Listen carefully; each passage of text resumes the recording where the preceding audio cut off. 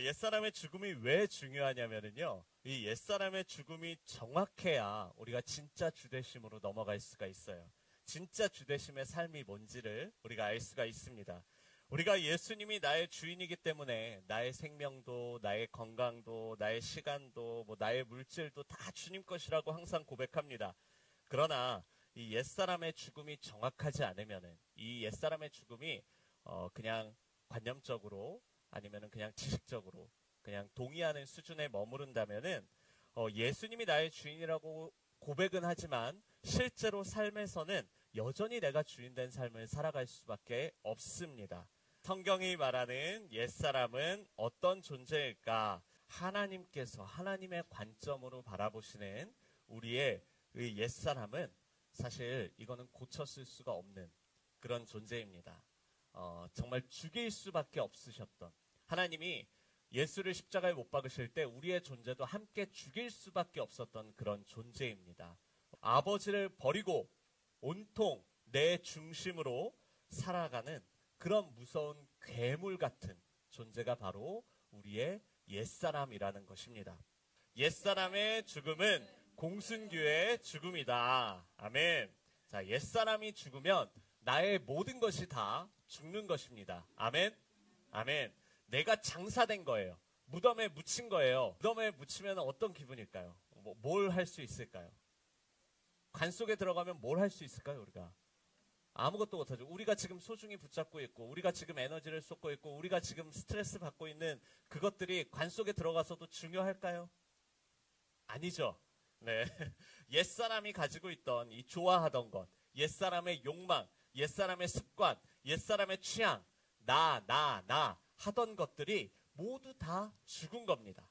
착각하기 쉬운 것이요. 우리가 옛사람이 죽었다, 나의 옛사람은 죽었다 할 때 죄의 측면에서만 생각하기 쉽습니다.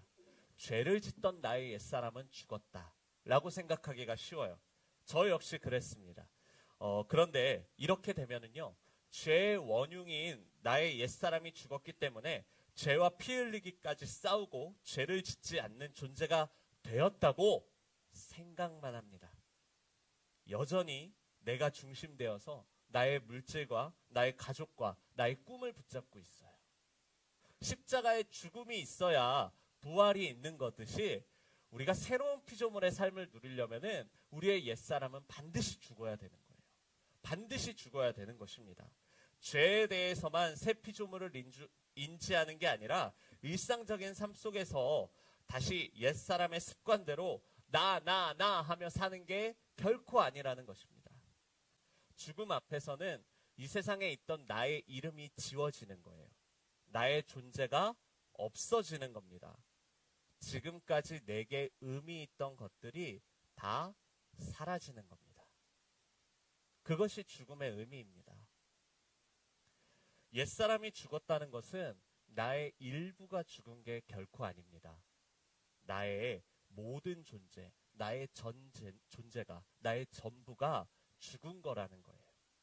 죽었으면 다 죽은 것이지 내 습관만, 내 죄성만 죽는 것은 애초에 말이 안 되는 것이죠. 옛사람의 죽음은 나의 죄만 죽은 게 아니라 나의 삶의 방식과 나의 사고방식과 나의 가치관과 습관과 꿈과 목표, 이 모든 것들이 다 죽었다라는 것입니다. 여러분, 질문하겠습니다. 예수님이 십자가에서 죽으신 것이 확실합니까? 정말 죽으셨습니까? 그럼 나의 옛사람도 확실히 죽었다는 걸 믿으셔야 합니다. 아멘입니까? 아멘. 새로운 피조물. 여러분, 죽으면은 이제 나는 있습니까? 없습니까? 없습니다. 없습니다. 네. 하나님이 예수와 함께 내 옛사람을 십자가에 못 박아 죽이셨기 때문이에요. 관뚜껑 닫고 들어가면은 이 세상에서 그 존재는 지워져요. 날마다 나는 죽었어. 이제 내 안에 예수가 사셔. 난 새로운 피조물이야. 담대하게 선포하셔야 됩니다.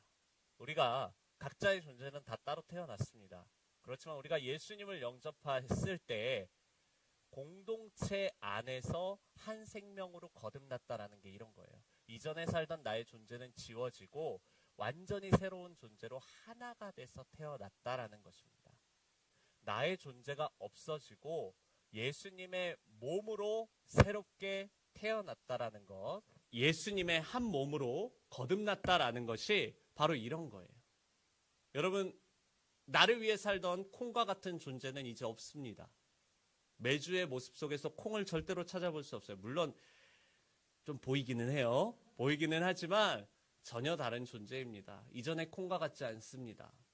하나의 존재, 한 매주로 거듭났습니다. 우리 공동체가 하나의 매주라는 존재로 예수님의 한 몸으로 하나님께 쓰임받는 거예요. 이제 내가 죽었다. 나의 옛사람은 죽었다. 난 새로운 피조물로 거듭났다.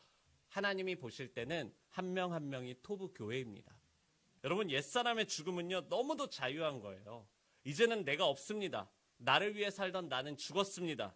내 이름도 없기 때문에 더 이상 이제 욕심 부릴 필요도 없고요. 비교할 필요도 없고요. 열등감에 빠질 필요도 없어요. 우리 청년들 잘 들으세요. 열등감에 빠질 필요가 없습니다. 비교할 필요가 없어요. 네. 왜? 나의 존재는 이제 끝났으니까. 난 관뚜껑 닫고 들어갔으니까. 세상에서 나의 존재는 사라졌으니까. 이제는 내 안에 예수, 나의 이름, 토부 공동체, 그 이름만 남았으니까.